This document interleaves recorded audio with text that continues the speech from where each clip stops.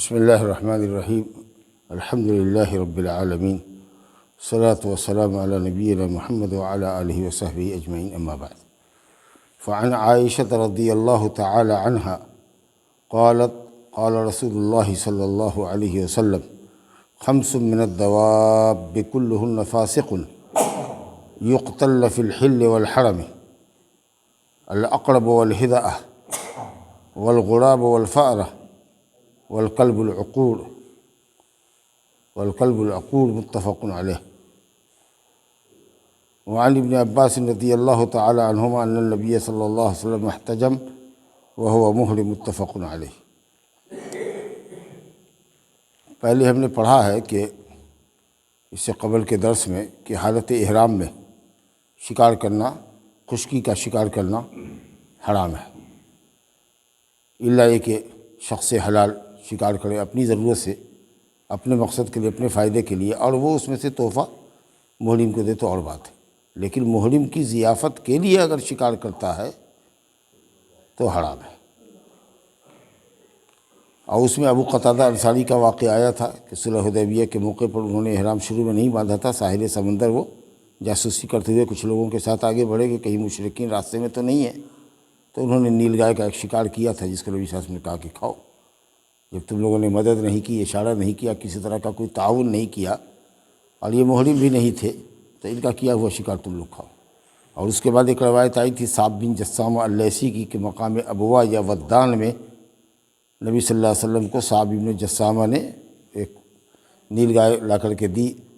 ذبح کر کے اس کا گوشت دیا، تو آپ نے واپس کر دیا، جس کا ملال ان کو ہوا، تو آپ نے کہا کہ ہم نے اس لیے واپس کیا ہے کہ ہم حالت احرام میں، کیونکہ آپ جان رہے ہیں کہ انہوں نے ضیافت میرے لیے کی، ہم یہاں اترے ہیں تب یہ گئے ہیں شکار کرنے کے لیے، اگر پہلے سے شکار کیے ہوتے بعد کے دوسرے دن میں ہم آتے اور اس میں کا کچھ حصہ بچا ہوا ہوتا اور ہم کو دیتے تو ہم سمجھتے کہ انہوں نے اپنے لیے کیا ہے، لیکن ہم جب ان کے یہاں آئے ہیں تب یہ گئے ہیں شکار کرنے، اس کا مطلب ہے کہ محرم کی ضیافت کی غرض سے اگر کوئی شکار کر کے لاتا ہے تو وہ شکار ہم نہیں کھا سکتے ہیں حالت احرام میں۔ لیکن جو جانور ہمارے ساتھ جا رہا ہے حالت احرام میں، ہم ہیں، گائے بھینس جا رہی ہے، بیل جا رہا ہے، اونٹ جا رہا ہے، اونٹنی جا رہی ہے، تو اس کو اگر آدمی چاہے تو ذبح کر کے راستے میں پکا کے کھا سکتا ہے۔ اور یہ بھی بتایا تھا کہ دریائی شکار حلال ہے، مچھلی وغیرہ حالت احرام میں آپ پکڑ کے کھا سکتے ہیں۔ اب اسی مناسبت سے یہاں یہ حدیث ذکر کر رہے ہیں کہ کچھ جانور ایسے ہیں جن کا کھانا بھی حرام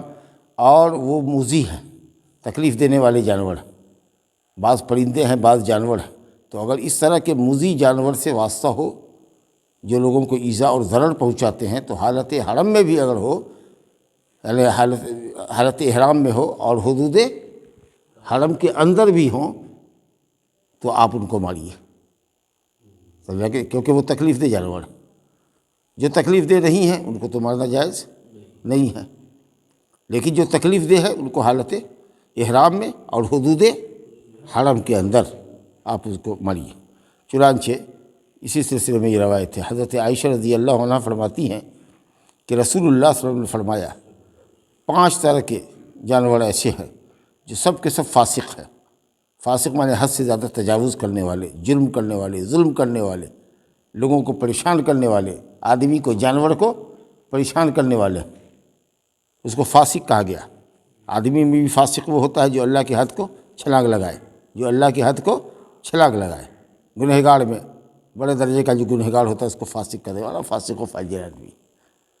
کافر کے بعد فاسق ہی ہوتا ہے۔ تو یہاں پر فسق کا معنی ہے کہ بغاوت کرتے ہیں، عداوت کرتے ہیں، شر اور فساد پھیلانے والے جانور ہیں، لوگوں کو ایذا تکلیف پہنچانے والے ہیں، ان کو قتل کرو۔ یقتلن فی الحل والحرم،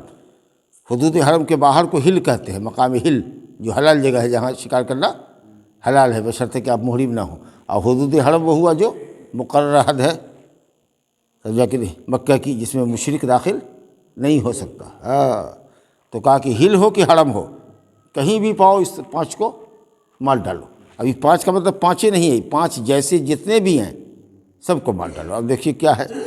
کہا الاقرب، اقرب کہتے ہیں بچھو کو۔ اب بچھو تو آپ جانتے ہیں کہ زہریلا ڈنک مارنے والا ہوتا ہے اور کافی تیز اس کا زہر ہوتا ہے، تو بچھو کو مارو۔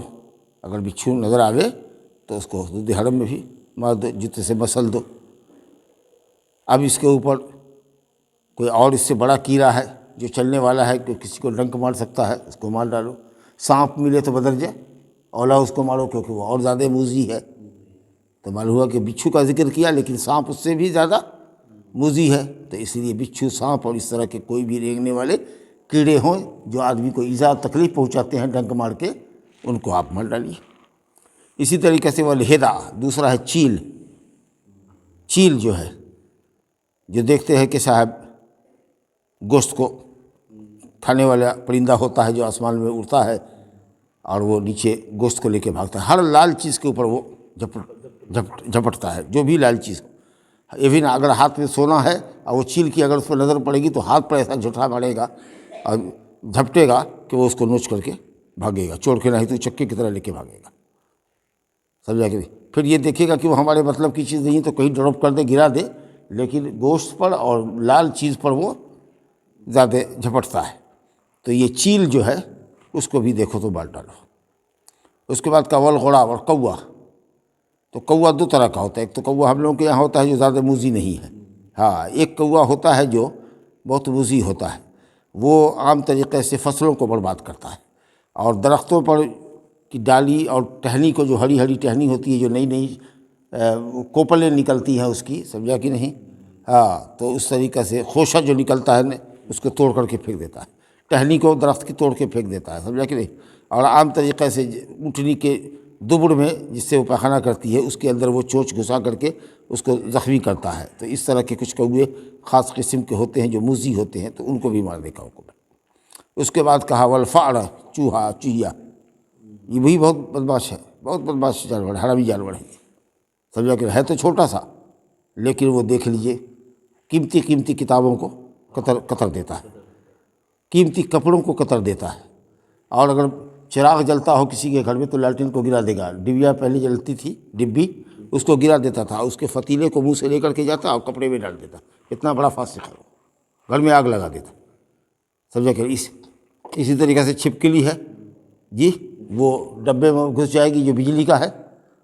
اور تار کاٹے گی اور آگ لگ جائے گا، شارٹ سرکٹ سے آگ لگ جائے گی۔ تو اس طریقے سے یہ جو چھپکلی وغیرہ ہے یہ بھی بہت فواسق اس کو کہا گیا ہے تو چھوٹا سا گھر میں جو دوڑتا ہے، لیکن بہت موذی ہے، بہت زہریلا، سمجھا کہ نہیں؟ اور یہ چوہا بہت موذی ہے، اسے رحم نہیں کھانا چاہیے۔ حدود حرم میں بھی کہا گیا کہ چوہا کو دیکھو تو مار ڈالو اس کو، سمجھا؟ اور کپڑے پر اور کتاب پر پخانہ کر دے گا اور اس کو لپ دے گا، گندا کر دے گا، ہاں بہت موذی ہے یہ۔ والکلب العقور، یا والکلب العقور، کتا، کٹھا، جو لوگوں پر جھپٹتا ہو، آدمی پر یا جانور پر حملہ کرتا ہو، اس کو کاٹ کھاتا ہو، تو اس طرح کے کتے کو بھی مار ڈالیے۔ کالا کتا کو مارنے کا عام حکم ہے، کالا کتا کو آپ نے کہا الکلب الاسود، شیطان، ایک دم کالا کتا ہے، شیطان ہے، اس کو مار ڈالو، اس کو نہیں ڈالو۔ اور دوسرا جو کتا ہے کالا کے علاوہ، وہ اگر کٹاہا ہو یا حملہ کرنے والا ہو کسی پر تب اس کو مارو، ادروائز نہ مارو، اس کو چھوڑ دو، رہنے دو، آوارہ کتا ہے تو رہنے دو۔ تو اب اس کے اوپر بھیڑیا ہے اور اسی طریقے سے باغ ہے، شیر ہے، چیتا ہے، اگر وہ کسی کو مل جائے حالت احرام میں ہو تو مارے گا کہ نہیں مارے گا اس کو؟ نہیں مارے گا تو خود اس کا شکار ہوگا۔ تو اس لیے جتنے موذی جانور ہیں، 5 جانور ذکر کیا، یہ اور اس قبیل کے جتنے بھی موذی جانور ہوتے ہیں ان کو آپ حالت احرام میں اور حدود حرم کے اندر بھی، جو کہ محفوظ جگہ ہے، وہاں مار سکتے ہیں۔ بخاری مسلم کی روایت تھی۔ دوسری روایت دیکھیے، عن ابن عباس رضی اللہ تعالی عنہما، ابن عباس رضی اللہ عنہ سے روایت ہے کہ بے شک نبی صلی اللہ علیہ وسلم نے پچھنا لگوایا، سنگی لگوایا، سمجھا کہ نہیں؟ آج کل اس کو کپنگ کہتے ہیں، فاسد مادہ جو خون ہوتا ہے اس کو سوئی سے یا بلیڈ سے ہلکا ہلکا اس کو چیرا جاتا ہے، اس کے اوپر کپ لگا دیا جاتا ہے، جتنا گندا مادہ ہوتا ہے، خون ہوتا ہے، اس کو وہ کپ میں آ جاتا ہے۔ اب پہلے جو آتا تھا مگہیا سب آتا تھا تو وہ سب سنگی لیے ہوا ہوتا تھا، وہ تمی لگا کر کے خون پیپ جو ہوتا تھا اس میں ہوا کے ذریعے اس میں لے کر کے باہر پھینک دیتا تھا، کبھی کبھی وہ منہ کے اندر بھی اتر جاتا تھا۔ تو یہ اس کو حجامت کہتے ہیں، پچھنا لگانا، فاسد گندے خون پیپ وغیرہ کو بدن سے نکالنا۔ کچھ لوگوں کے لیے اتنا ضروری ہوتا ہے کہ اگر وہ نہیں لگاوے گا تو بے ہوش ہو جائے گا، خون کی اتنی زیادہ حدت ہوتی ہے اس کے اندر کہ اس کو لگانا ہی ہے، وہی اس کا علاج ہے، بے ہوش ہو جائے گا، کبھی کبھی بعض آدمی مر جاتا ہے۔ تو بہرحال نبی صلی اللہ علیہ وسلم کو بھی ضرورت تھی، حالت احرام میں تھے آپ کو پشنا لگانے کی ضرورت پڑی سر کے اندر، تو ظاہر ہے کہ جب سر کے اندر آپ کا بال بھی تھا بڑا، تو جب سر کے اندر پشنا لگائیں گے تو بال کو کترنا پڑے گا یا مونڈنا پڑے گا اتنی دور پر جتنا دور میں سنگی لگانا ہے، سمجھا کہ نہیں؟ تو آپ نے حالت احرام میں ایسا کیا۔ تو حالت احرام میں آدمی پشنا لگا سکتا ہے، لیکن روزے کی حالت میں نبی صلی اللہ علیہ وسلم نے منع فرمایا ہے کہ روزے کی حالت میں کوئی پشنا نہ لگاوے، نہ تو روزہ اس کا ٹوٹ جائے گا۔ لیکن حالت احرام میں پشنا لگا سکتا ہے، خون بہنے سے کوئی احرام میں کوئی دقت نہیں ہے۔ یا مان لیجیے کہ کوئی چل رہا تھا اور سر کے بل گر گیا، سر اس کا پھٹ گیا، اب اس میں ٹانکا لگنا ہے تو اس کا کچھ بال کٹا جائے گا، تو کیا بال جو کٹے گا تو احرام کے منافی ہے، کیونکہ احرام میں بال کاٹنا جائز نہیں ہے، لیکن وہ ضرورت کی بنیاد پر کٹ رہا ہے، مجبوری ہے اس کی، تو کیا اس کو فدیہ دینا پڑے گا؟ تو حدیث میں ہے کہ نبی صلی اللہ علیہ وسلم نے پشنا لگوایا حالت احرام میں، ذکر فدیہ دینے کا نہیں کہ آپ نے فدیہ دیا۔ احرام کے ممنوعات کا اگر آپ ارتکاب کرتے ہیں، جو چیز احرام میں منع ہے اگر اس کا ارتکاب کرتے ہیں تو آپ کے اوپر فدیہ ہے کہ یا تو آپ 3 دن کا روزہ رکھیے، یا 6 مسکین کو 1.5 کلو کے حساب سے غلہ دیجیے، یا ایک بکری ذبح کیجیے، ہاں، تو یہ فدیہ ہے۔ لیکن یہاں نبی صلی اللہ علیہ وسلم سے فدیہ ثابت نہیں ہے۔ لیکن اگر پورا سر کسی مجبوری اور بیماری کی وجہ سے آپ مڑوا رہے ہیں تب آپ کو فدیہ لگے گا۔ تو اگر کہیں مجبوری کی وجہ سے ضرورت کی بنیاد پر اگر تھوڑا بال کاٹنے کی نوبت پڑ رہی ہے ٹاکا دینے کے لیے یا پشنا سنگی لگانے کے لیے، تو اس کا انشاءاللہ فدیہ نہیں ہے۔ اگرچہ کچھ علماء یہ بھی کہتے ہیں، جمہور علماء بلکہ کہتے ہیں کہ اگر بال کاٹا جائے گا چاہے ضرورت نہیں کاٹا گیا لیکن اس کو فدیہ دینا پڑے گا، لیکن صحیح قول یہ ہے کہ نہیں، کیونکہ فدیہ کا ذکر نہیں ہے نبی صلی اللہ علیہ وسلم نے کہ آپ نے فدیہ دیا۔ لیکن اس کے بالمقابل دیکھیے ایک حدیث بالکل اسی کے مسئلے میں، وعن کعب بن عجرۃ رضی اللہ تعالی عنہ، حضرت کعب بن عجرہ رضی اللہ عنہ کہتے ہیں کہ حملت الی رسول اللہ صلی اللہ علیہ وسلم والقمل یتناثر علی وجہی، میں اٹھا کر لے جایا گیا نبی صلی اللہ علیہ وسلم کے پاس، درا حال کی جوں میرے چہرے پر گر رہی تھی۔ اس کا مطلب اٹھا کے لے جایا گیا کا مطلب کہ میں بیمار تھا، حالت احرام میں ہوں، میں بیمار ہوں، اور بیمار آدمی کی وجہ سے، بیماری کی وجہ سے نہا نہیں سکتا تھا، گرد و غبار پورا بال کے اندر بیٹھ گیا، اور گندگی کی وجہ سے جوئیں بہت زیادہ ہو گئی، اتنی زیادہ ہو گئی کہ چہرے پر وہ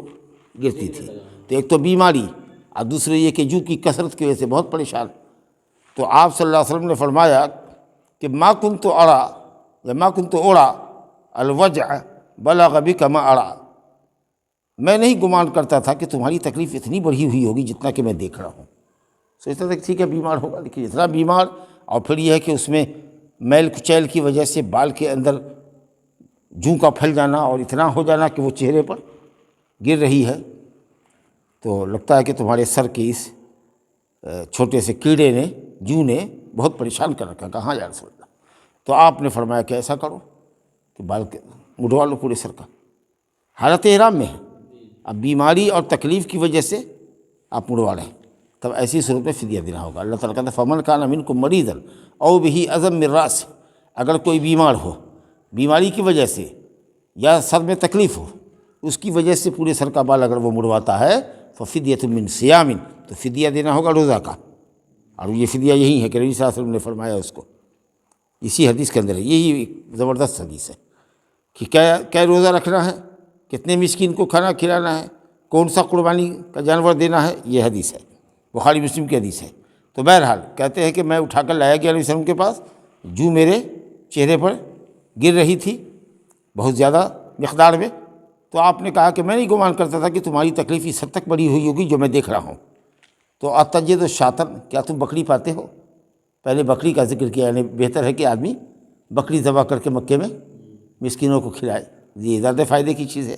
ہاں، تو اس لیے آپ نے پوچھا کیا بکری پاتے ہو، یعنی بکری دینے کی، ذبح کرنے کی طاقت ہے؟ تو میں نے کہا کہ نہیں، یہ طاقت نہیں۔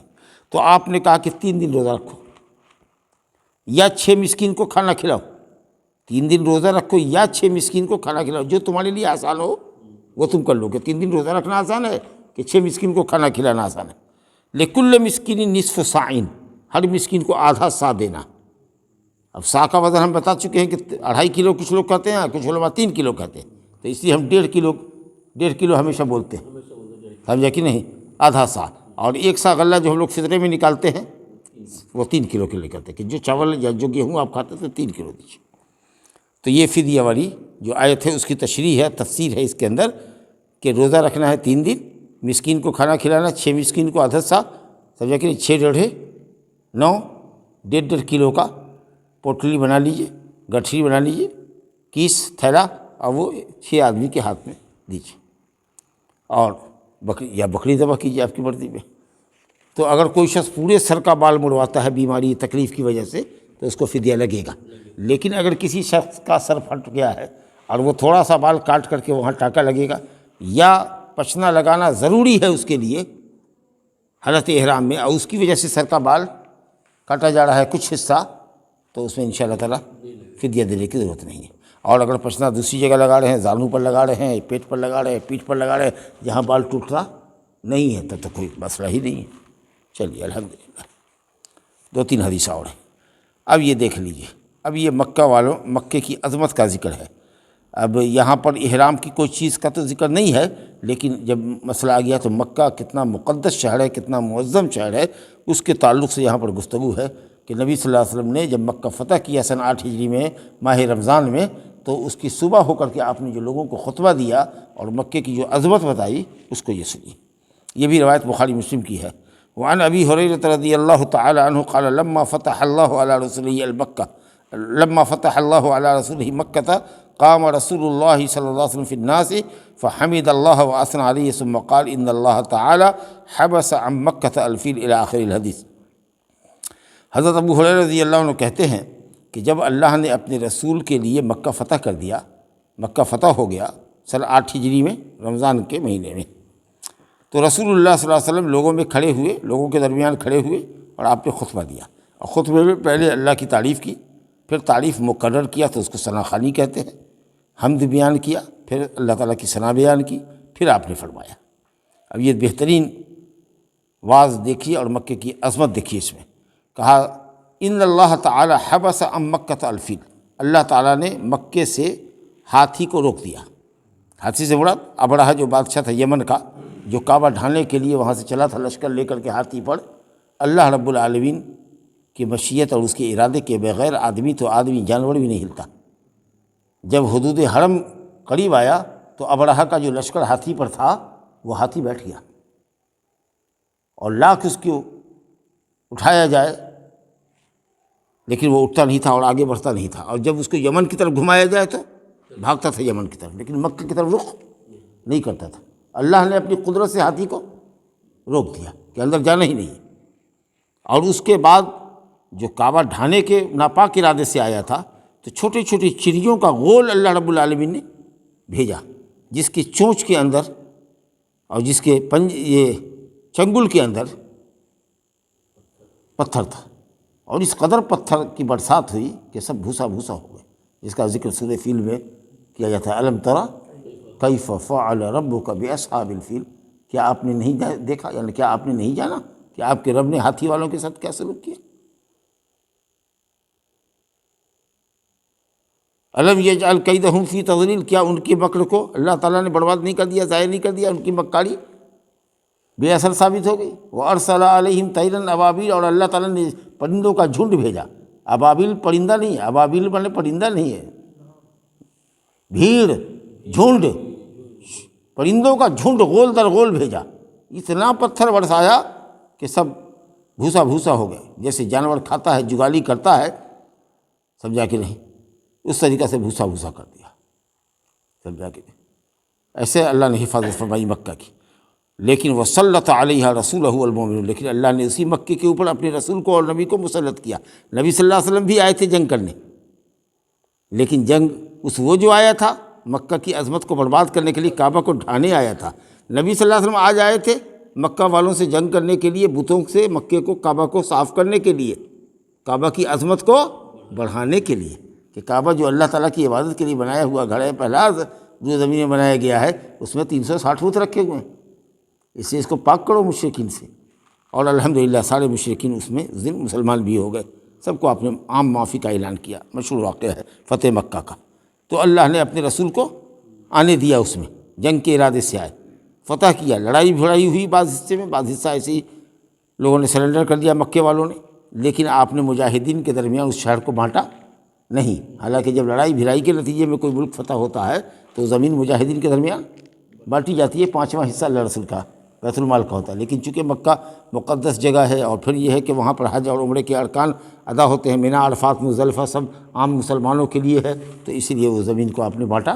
نہیں، جو اپنا قبضے میں تھا جس کے اس کو رہنے دیا اور مجاہدین کے درمیان تقسیم نہیں فرمایا۔ اس کے بعد آپ نے فرمایا وَإِنَّهَا لَمْ تَحِلَّ لِأَحَدٍ كَانَ قَبْلِي، مجھ سے پہلے جتنے بھی انبیاء گزرے ہیں کسی کے لیے مکے میں قتال کبھی بھی حلال نہیں کیا گیا، لیکن میرے لیے اللہ تعالیٰ نے دن کی ایک گھڑی میں صبح سے لے کر سورج کے نکلنے سے لے کر کے عصر کے وقت تک میرے لیے مکے میں قتال کرنا اللہ نے حلال کیا۔ اور پھر کچھ مجرموں کو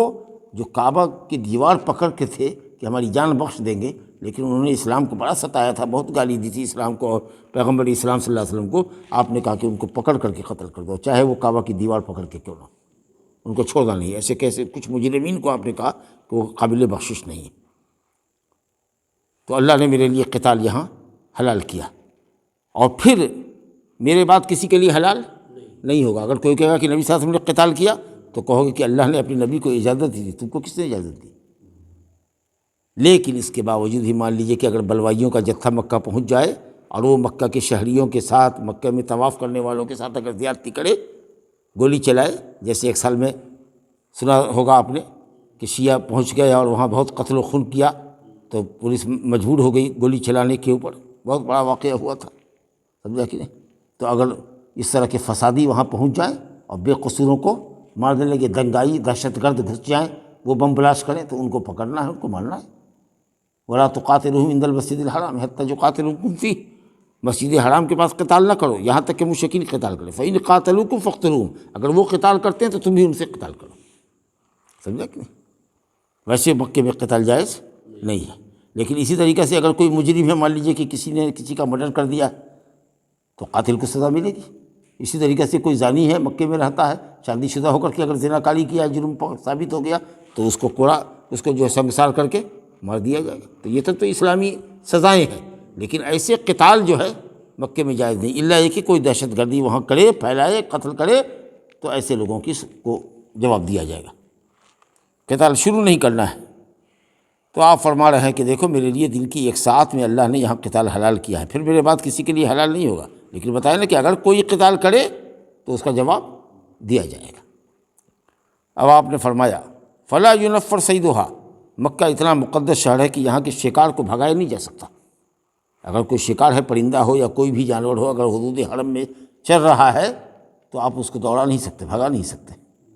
سمجھا کہ نہیں؟ اگر سائے کی آپ کو تلاش ہے اور سائے میں اگر پرندہ بیٹھا ہوا ہے تو آپ اس کو کنکڑی مار کے یا تالی بجا کر کے اس کو اڑا نہیں سکتے۔ یہ الگ بات ہے کہ آپ کے آنے کی آہٹ پرندہ محسوس کرے تو وہ خود اڑ جائے، اور بات ہے، لیکن آپ اس کو اٹھا کر کے بیٹھ نہیں سکتے، بھگا کے نہیں بیٹھ سکتے جی، کہ شکار کو آپ بھگا نہیں سکتے۔ ولا یقتلى شوکھا، اور کانٹا دار درخت بھی اگر حدود حرم کے اندر ہے جو خود سے پیدا ہوا ہے اس کو آپ کاٹ بھی نہیں سکتے۔ اگر کانٹے دار پیڑ کو نہیں کاٹ سکتے تو دوسرے پیڑ کو بدل جاؤ والا نہیں کاٹیں گے۔ لیکن آج کل لوگ اپنے گھروں کے اندر لان میں پیڑ لگاتے ہیں، پودا لگاتے ہیں ہریالی کے لیے، تو جس کو آدمی لگاوے، کاٹے پودا بدلے تو وہ جائز ہے، کیونکہ وہ آپ نے خود لگایا ہے، آپ اس کو کاٹ رہے ہیں، پیڑ پودا دوسرا بدل رہا ہے۔ لیکن جو قدرتی طور پر وہاں جھاڑ فانوس اگے ہوئے ہیں، اگر وہ کانٹے دار بھی ہو تو آپ اس کو کاٹ نہیں سکتے۔ کتنا مقدس شہر ہے۔ ولا یحل ساقطتها الا لمنشد، اور وہاں گرا پڑا سامان اگر کسی کو مل جائے تو اٹھانا اسی شرط کے اوپر ہے کہ زندگی بھر پہچان ہونا ہے۔ اللہ اکبر، دنیا میں کہیں بھی گرا پڑا سامان آپ کو مل جائے تو آپ اس کو لے لیجیے اور 1 سال پہچنوائیے کہ کسی کا کوئی سامان گر گیا ہے تو آ کر کے ہمارے یہاں پتہ بتا کر کے لے لے، بتائیے گا نہیں کہ کیا پایا ہے آپ نے، کتنا روپیہ پایا ہے، کیسا، کس طرح کا بٹوا تھا، پرس کیسا تھا، کس طرح کا نوٹ تھا، یہ سب نہیں بتانا۔ ہاں نہیں تو سب دعوے دار ہو جائے گا۔ 1 سال پہچنوائیے، شروع میں ہفتہ، پھر اس کے بعد مہینہ پر، جہاں پر لوگ جمع ہوتے ہیں، خاص کر جس علاقے میں پایا ہے وہاں اعلان کیجیے، اور 1 سال کے بعد اگر کوئی نہیں آتا ہے تو آپ خرچ کر سکتے ہیں۔ لیکن جب بھی کبھی کوئی آئے گا اور صحیح پتہ بتا دے گا کہ میرا یہ سامان تھا، اس میں اتنا پیسہ تھا، مان لیجیے کہ کوئی آدمی ہے جانے والا ہے عرب، گیا اسی کا سامان گر گیا، اب وہ تو بیچارہ سمجھ نہیں سکا کہ تھا پردیسی آدمی تھا، دوسرے گاؤں کا تھا، اس گاؤں سے گزرا، کہاں گرا نہیں گرا، چلا گیا سعودی چلا گیا، 2 سال کے بعد بیچارہ آیا، اس کو معلوم ہوا کہ ارے کوئی اعلان ہوا تھا، 1 سال تک موقع بموقع اعلان ہوتا رہا تھا، تمہارا سامان تھا؟ ہاں ہاں میرا ہی سامان تھا۔ کس کے پاس ہے؟ فلاں کے پاس۔ ساری تفصیل اس نے بتا دی کہ میرا یہ پرس تھا یا میرا یہ بٹوا تھا، اس کے اندر میرے اتنے پیسے تھے، میرے اتنے کاغذات تھے، میرا اس میں جو ہے آئیڈینٹی کارڈ بھی تھا، فلاں چلا جو بھی ہے ساری چیز جب تفصیل سے وہ بتا دے گا تو آپ کو دینا پڑے گا۔ لیکن مکے کے نقطے کو 1 سال بھی نہیں، جب تک آپ ہیں تب تک اس کو پہچانواتے ہی رہنا ہے۔ جی یہی تو خصوصیت ہے، ورنہ کیا خصوصیت رہ جائے گی مکے کے گرے پڑے سامان کو اٹھانے میں اور دوسری جگہ کے سامان کو؟ تو اب یا تو آپ اس کو اٹھائیے نہیں، لیکن اب چور چنڈال بھی وہاں پہنچ جاتے ہیں، اور دیکھا اس کو کھول کے تو دیکھا کہ ماشاءاللہ بہت زیادہ نوٹ ہے اس کے اندر، سمجھا کہ نہیں؟ تو ایماندار آدمی کو چاہیے کہ اٹھا لے اور لے جا کر کے اس کو حکومتی دفتر میں جمع کر دے، اور رسید لے کہ صاحب ہم نے ایک گرا پڑا سامان پایا تھا گورنمنٹ کے حوالے، ہم نے کر دیا۔ جس کا سامان گم رہے گا وہ جائے گا اس جگہ پر تلاشے گا، اور اس سے وہ پولیس کا جو عملہ ہے یا جو وہاں کارندہ ہے وہ پوچھ کے تفصیل کہ تمہارا کیا گم ہوا، بتاؤ کیا چیز ہے، وہ صحیح بتاوے گا تو اس کو دے دے گا، آپ اپنا دامن جھاڑ لیجیے، لیکن اٹھا لیجیے بہتر ہے، تاکہ ایماندار آدمی کے ہاتھ لگے گا تو جس کا گرا ہے اس کو مل جائے گا۔ لیکن کتنا بے ایمان ہے کہ اس کو اگر دیکھے گا کہ نوٹوں سے بھرا ہوا بیگ ہے تو وہ اس کو چھپا لے گا۔ لا حول ولا قوت الا باللہ۔ یہ مسئلہ گرے پڑے سامان کا الگ آئے گا اپنی جگہ پر۔ بہرحال مکے کی خصوصیت میں سے یہ ہے کہ گرا پڑا سامان نہ اٹھائے کوئی، مگر وہی اٹھاوے جو ہمیشہ پہچانواوے۔ اور آج کل تو خیر گورنمنٹ کے ادارے ہو گئے ہیں کہ آپ گرا پڑا سامان جس کا کوئی مالک نہ ہو وہاں جا کر کے جمع کرا دیں۔ اس کے بعد فرمایا اگر مکے میں قتال تو جائز نہیں ہے، لیکن اگر کوئی کسی کو قتل ناحق کر دے، ومن قتل له قتیل، جس کے کسی شخص کو، جس آدمی کے کسی شخص کو کسی نے قتل کر دیا ناحق، سمجھا، ناحق قتل کیا، تو اب مقتول کے وارثان، جس کو قتل کیا گیا مقتول، اس کے وارثان کو 2 اختیار ہے۔ چاہے تو وہ خون کا بدلہ خون لے کہ بھائی قاتل کا خون چاہیے ہم کو، اس کو سولی پہ لٹکاؤ، اس کی گردن کاٹو، یا پھر چاہے تو خون کی قیمت لے لے، جس کو فدیہ کہتے ہیں، دیت کہتے ہیں، دیت، خون بہا، خون کی قیمت، خون بہا یا دیت لے لیجئے، یا چاہیے تو خون کا بدلہ خون لیجئے۔ اور ایک شکل اور بھی ہے کہ چاہیے تو قاتل کو معاف کر دیجیے۔ چلیے، تو کہا کہ جس کا کوئی شخص قتل کر دیا جائے اس کو 2 اختیار ہے، جو اچھا لگے، جس میں اس کی مصلحت ہے وہ کر لے۔ وہ جو 2 مصلحت کی چیزیں تھیں آپ کو بتا دیا۔ جب آپ نے کہا کہ وہاں کوئی بھی کانٹے دار درخت بھی نہ کاٹا جائے، تو مکے میں ایک گھاس اگتی ہے جس کو کہتے ہیں اذخر، چوڑا چوڑا اس کا پتا ہوتا ہے، وہ قبر میں بچھانے کے کام آتا ہے۔ جیسے ہم لوگ تختے کے اوپر یہاں چٹائی وغیرہ ڈالتے ہیں نا تاکہ مٹی نہ گرے، تو اسی طریقہ سے وہ چوڑا پتا ہے جو ڈال دیا جاتا ہے، گھر کے چھانے میں بھی استعمال ہوتا ہے اور قبر میں بچھانے کے بھی ہوتا ہے۔ تو نبی صلی اللہ علیہ وسلم کے چچا حضرت عباس بن عبد المطلب تھے، انہوں نے کہا کہ یا رسول اللہ اذخر نامی گھاس کو کاٹنے کی اجازت دے دیجیے، کیونکہ وہ ہمارے قبروں کے لیے بھی ہے اور ہمارے گھروں کے چھانے کے لیے بھی ہے، وہ ہماری ضرورت ہے۔ تو آپ صلی اللہ علیہ وسلم نے فرمایا الا الاذخر، ٹھیک ہے چلیے، اذخر نامی گھاس آپ حدود حرم میں کاٹ سکتے ہیں، ادروائز کوئی دوسری چیز نہیں کاٹ سکتے۔ سمجھے کتنی اہم چیز ہوئی مکے کی اہمیت و فضیلت کے بارے میں۔ 1-2 حدیث اور ہیں۔ وعن عبداللہ بن زید بن عاصم رضی اللہ تعالی عنہ ان رسول اللہ صلی اللہ علیہ وسلم قال ان ابراہیم حرم مکہ ودعا لأہلہ الی آخرہ۔ عبداللہ بن زید بن عاصم رضی اللہ عنہ کہتے ہیں کہ رسول اللہ صلی اللہ علیہ وسلم نے فرمایا کہ بے شک حضرت ابراہیم نے مکے کو حرام قرار دیا، محترم قرار دیا، اس کی حرمت کا اعلان کیا۔ اصل میں اللہ نے ہی اسی دن سے مکے کو حرم بنایا ہے، محترم بنایا ہے، جس دن سے اس نے آسمان اور زمین کو پیدا کیا۔ لیکن حضرت ابراہیم خلیل اللہ علیہ الصلوۃ والسلام نے مکے کی حرمت اور عظمت کا اپنے زمانے میں اعلان کیا، سمجھا۔ حرم کا مطلب یہ ہے کہ انہوں نے اس کی حرمت کی تبلیغ کی لوگوں کو، کہ مکہ کو حرم سمجھو، مقدس جگہ سمجھو، اس کے جو حق ہیں، مکہ کی جو حقوق ہیں ان کا لحاظ کرو۔ ودعا لأہلہا، اور مکہ کے شہر باشندوں کے لیے دعا فرمائی، وارزق اہلہ من الثمرات، وارزق اہلہ من الثمرات، اے اللہ تعالیٰ یہاں کے بسنے والوں کو پھلوں کی شکل میں روزی عطا فرما، کیونکہ وہاں تو کوئی گھاس اگتی بھی نہیں تھی، پانی بھی نہیں، گھاس بھی نہیں، سمجھ لیں گے، تو یہاں اللہ تعالیٰ مکے والوں کو پھلوں کی روزی عطا فرما۔ ساری دنیا کا پھل جو کہیں نہ ملے گا مکے میں ملے گا، بے موسم پھل بھی اگر کہیں دنیا کی منڈی میں نہ ملے تو مکے میں ملے گا۔ یہ کمال ہے حضرت ابراہیم کی دعا کی برکت سے، وَيُجْبَى إِلَيْهِ ثَمَرَاتُ كُلِّ شَيْءٍ، ہر طرح کا پھل دنیا میں، اور سب سے اچھی کوالٹی جائے گی تو مکہ ہی جاتی ہے، کیونکہ منہ مانگی قیمت ملتی ہے پھل والوں کو وہاں۔ جی، تو اللہ نے حضرت ابراہیم کی دعا کی برکت سے وہاں کے لوگوں کو پھلوں کی شکل میں روزی دی۔ اور نبی صلی اللہ علیہ وسلم فرما رہے ہیں وَإِنِّي حَرَمْتُ الْمَدِينَةَ، اور میں مدینے کو حرم قرار دیتا ہوں،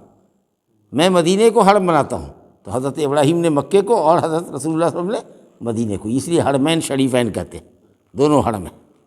حرمت میں مشابہت ہے، ورنہ کچھ مسئلے میں اختلاف ہے، مکے میں کوئی مشرک داخل نہیں ہو سکتا حدود حرم میں، لیکن مدینے میں داخل ہو سکتا ہے، تجارت کے لیے 2-4 دن کے لیے رکنا ہو تو رک سکتا ہے، مستقل قیام پذیر نہیں ہو سکتا۔ مکے میں کوئی پیڑ نہیں کاٹ سکتے ہیں، کوئی پتا نہیں توڑ سکتے ہیں، لیکن مدینے کے اندر حدود حرم کے اندر میں بکری کے لیے یا کسی اور جانور کے لیے چارہ توڑ سکتے ہیں، پتا جھاڑ سکتے ہیں درخت کا، اس طرح کی کچھ چیزیں ہیں۔ تو اصل حرمت میں مکہ اور مدینہ محترم جگہ ہے، اگرچہ کچھ جزوی مسائل میں فرق ہے۔ تو آپ نے فرمایا کہ ابراہیم نے مکے کو حرام قرار دیا، گویا حرمت کا اعلان کیا، میں مدینے کو حرام قرار دیتا ہوں۔ حضرت ابراہیم نے مکہ والوں کے لیے روزی کی دعا کی تھی، میں مدینہ والے کے لیے دعا کرتا ہوں کہ اللہ تعالیٰ ان کے سا میں اور مد میں برکت دے، نپنے میں، جس سے یہ غلہ اور پھل ناپتے ہیں کھجور اور انگور، اس میں برکت دے۔ سمجھا کہ خوب برکت ان کے باغات میں ہوتی ہے، مدینہ کے کھجور بہت زیادہ آتے ہیں، پھل بہت اچھے ہوتے ہیں اور بہت زیادہ مقدار میں پھلتے ہیں ماشاءاللہ۔ ہاں، اور کبھی بھی غلے کی غذائی کبھی بھی قلت مدینہ کے اندر نہیں ہوتی الحمدللہ۔ بلکہ یہ کہا کہ اتنی برکت دے کہ جتنی کہ مکے میں حضرت ابراہیم نے دعا کی، اس کی جو برکت ہے اس سے دگنی برکت، مکے سے دگنی برکت اللہ تعالیٰ مدینہ والوں کی کھیتی میں اور اس کے باغات میں عطا فرما، بمثل ما دعا بہ ابراہیم علیہ مکہ، متفق علیہ۔ اور آخری حدیث حضرت علی ابن ابی طالب رضی اللہ عنہ سے روایت ہے، رسول اللہ نے فرمایا المدینۃ حرم ما بین عیر الی ثور، جبل عیر سے لے کر کے جبل ثور تک، اتر سے دکن میں ایک جبل عیر ہے، پہاڑ مشہور پہاڑ ہے، اور ایک جبل ثور ہے، جبل احد مدینہ کا مشہور پہاڑ ہے، جبل احد کے پیچھے ایک چھوٹا سی پہاڑی ہے جبل ثور، کہا کہ یہ لمبائی میں اتر دکن حرام ہے، اور مشرق اور مغرب میں حرہ ہے، حرہ کہتے ہیں میدان کو جس میں بڑے بڑے پتھر کے ٹکڑے ہوں، تو حرہ شرقیہ حرہ غربیہ، پچھم طرف کا جو میدان ہے جس میں ٹکڑے سب